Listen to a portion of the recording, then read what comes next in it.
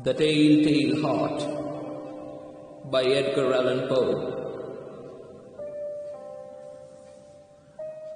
True, nervous, very dreadfully nervous I had been, and am. But why will you say that I am mad? The disease had sharpened my senses, not destroyed, not dulled them.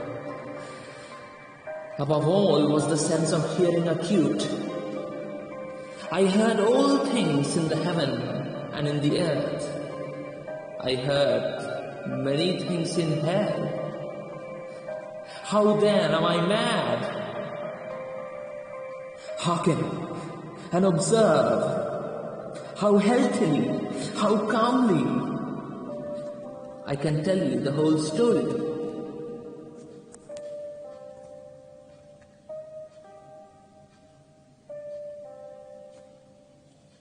It's impossible to say how first the idea entered my brain, but once conceived, it haunted me day and night. Object, there was none. Passion, there was none. I loved the old man. He had never wronged me. He had never given me insult. For his gold, I had no desire. I think it was his eye. Yes, it was this. One of his eyes resembled that of a vulture, a pale blue eye with a film over it. Whenever it fell upon me, my blood ran cold. And so by degrees, very gradually, I made up my mind to take the life of the old man, and thus rid myself of the eye forever. Now, this is the point. You fancy me mad. Madmen know nothing. But you should have seen me. You should have seen how wisely I proceeded. With what caution, with what foresight, with what dissimulation I went to work. I was never kinder to the old man than during the whole week before I killed him. And every night about midnight, I turned the latch of the door and opened it. Oh, so gently. And then, when I had made an opening sufficient for my head, I put in a dark lantern, all closed, so that no light shone out.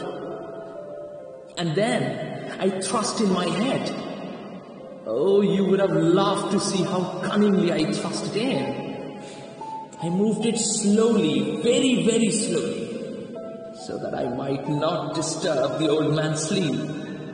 It took me an hour to place my whole head within the opening, so far that I could see him as he lay upon his bed. Ha! Would a madman have seen so wise as this? And then, when my head was well in the room, I undid the lantern cautiously. Oh, so cautiously. For the hinges creaked.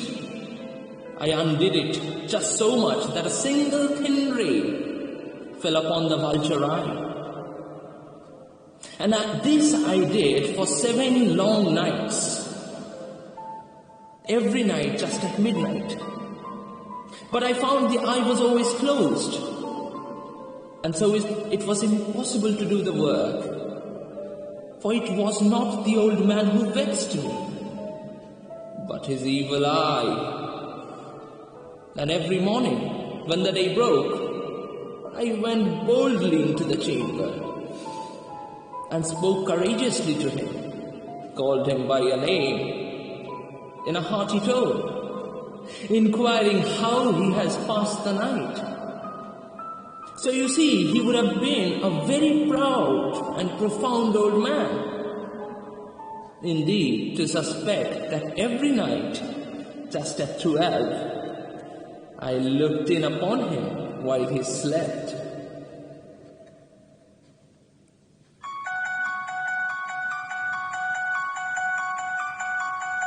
Upon the 8th night, I was more than usually cautious in opening the door. A watch's minute hand moves more quickly than did mine. Never before that night had I felt the extent of my own powers, of my sagacity. I could scarcely contain my feelings of triumph. To think that there I was, opening the door, little by little, and he not even to dream of my secret deeds or thoughts. I fairly chuckled at the idea, and perhaps he heard me, for he moved on the bed suddenly as if startled.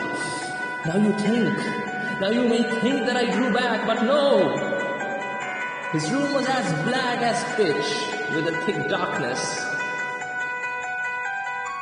For the shutters were very closely fastened, through fear of robbers, and so I knew that he could not see the opening of the door. And I kept pushing it on steadily.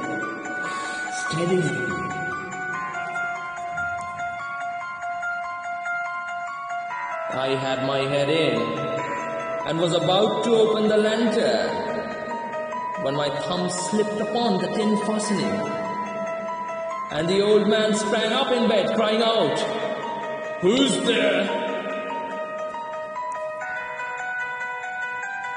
I kept quite still and said nothing.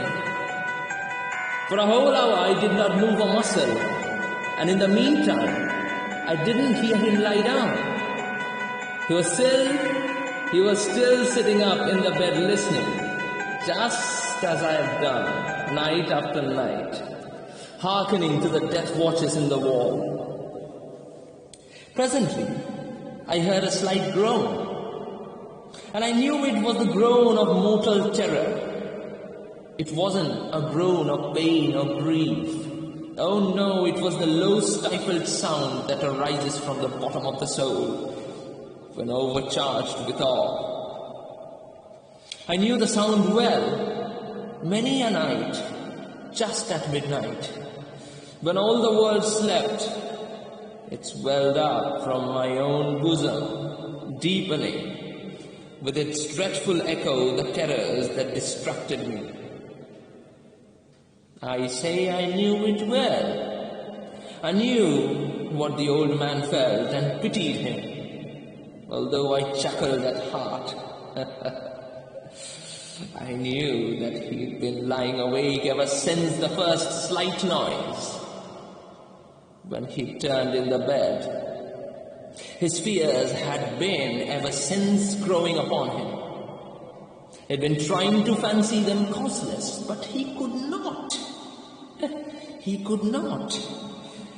He'd been saying to himself, "It's nothing but the wind in the chimney. It's only a mouse crossing the floor.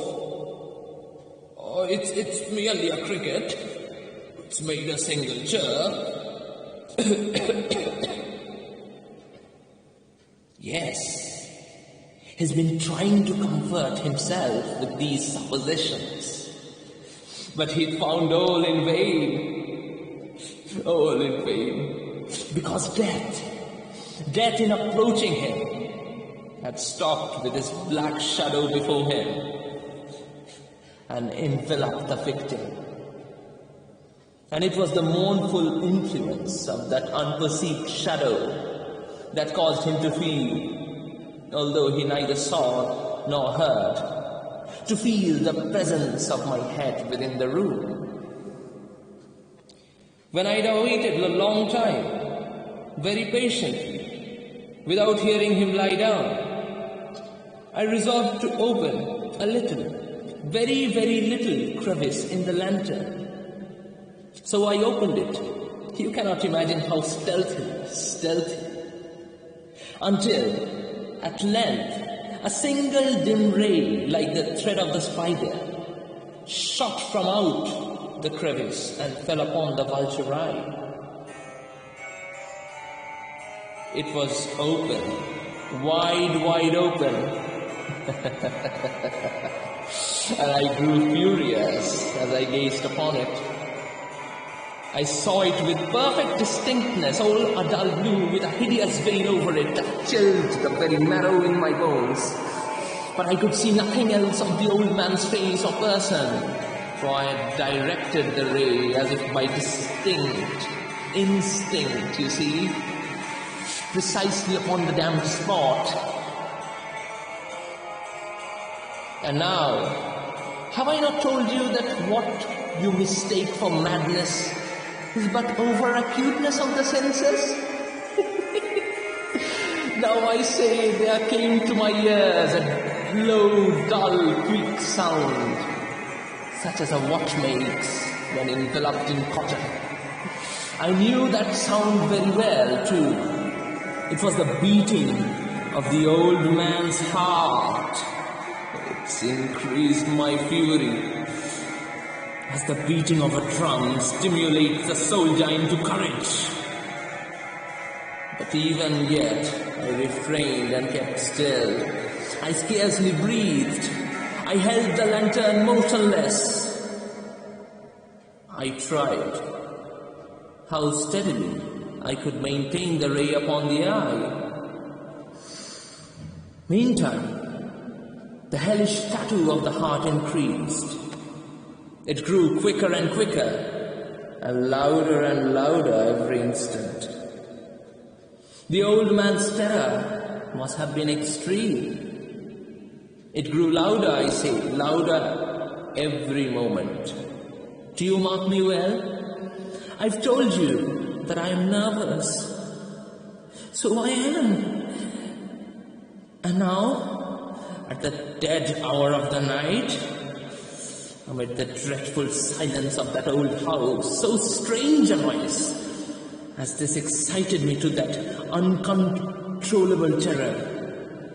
Yet, for some minutes longer, I refrained and stood still. But the beating grew louder. I thought the heart must burst. And now a new anxiety seized me. The sound would be heard by a neighbor. The old man's hour had come. With a loud yell, I threw open the lantern and leaped into the room. He shrieked once only. In an instant, I dragged him to the floor, pulled the heavy bed over him.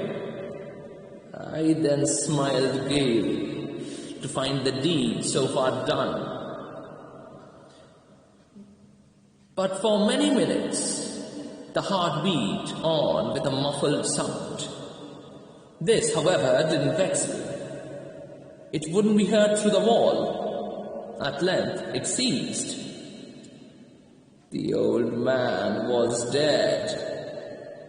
I removed the bed and examined the corpse. Yes, he was stone dead. I placed my hand upon the heart and held it there many minutes. There was no pulsation. He was stone dead. His eye would trouble me no more. If still you think me mad, you will think so no longer when I describe the wise precautions I took for the concealment of the body. The night waned, and I worked hastily but in silence. First of all, I dismembered the corpse. I cut off the head and the arms and the legs. I then took up 3 planks from the flooring of the chamber and deposited all between the scantlings. I then replaced the board so cleverly, so cunningly that no human eye, not even his, could have detected anything wrong. There was nothing to wash out, no stain of any kind, no blood spot whatever. I'd been too wary for that. A tub had caught all. When I had made an end of these labors, it was 4 o'clock, still dark as midnight. As the bell sounded the hour, there came a knocking at the street door. I went down to open it with a light heart. For what had I now to fear? There entered 3 men, who introduced themselves with perfect suavity as officers of the police. A shriek had been heard by a neighbor during the night. Suspicion of foul play had been aroused. Information had been lodged at the police office, and they, the officers, had been deputed to search the premises. I smiled, for what had I to fear? I bade the gentleman welcome. The shriek, I said, was my own in a dream. The old man I mentioned was absent in the country. I took my visitors all over the house. I bade them search. Search well. I led them at length to his chamber. I showed them his treasure secure, undisturbed. In the enthusiasm of my confidence, I brought chairs into the room and desired them here to rest from their fatigues, while I myself, in the wild audacity of my perfect triumph, placed my own seat upon the very spot beneath which reposed the corpse of the victim. The officers were satisfied. My manner had convinced them I was singularly at ease. They sat, and while I answered cheerily, they chatted of familiar things. But ere long, I felt myself getting pale and wished them gone. My head ached, and I fancied a ringing in my ears. But still they sat and still chatted. The ringing became more distinct. It continued and became more distinct. I talked more freely to get rid of the feeling, but it continued and gained definiteness, until at length I found that the noise was not within my ears. No doubt, I now grew very pale, but I talked more fluently, with a heightened voice. Yet the sound increased, and what could I do? It was a low, dull, quick sound, much a sound as a watch makes when enveloped in cotton. I gasped for breath, and yet the officers heard it not. I talked more quickly, more vehemently, but the noise steadily increased.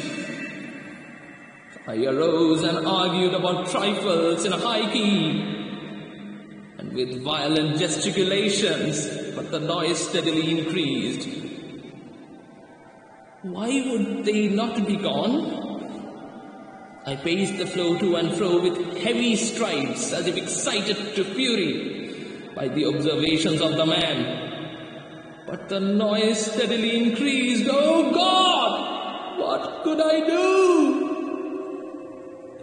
I foamed, I raved, I swore. I swung the chair upon which I had been sitting, and grated it upon the boards.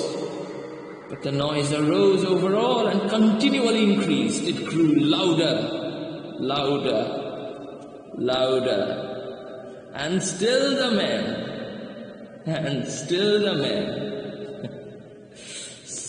swung upon the chair.